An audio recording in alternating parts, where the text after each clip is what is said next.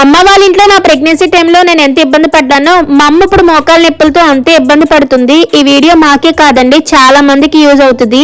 మా అమ్మ వాళ్ళ ఇల్లు కన్స్ట్రక్ట్ చేసి 20 years పైన అవుతుంది. అప్పట్లోనే వెస్టర్న్ కమోడ్లు అయితే పెట్టించలేదు.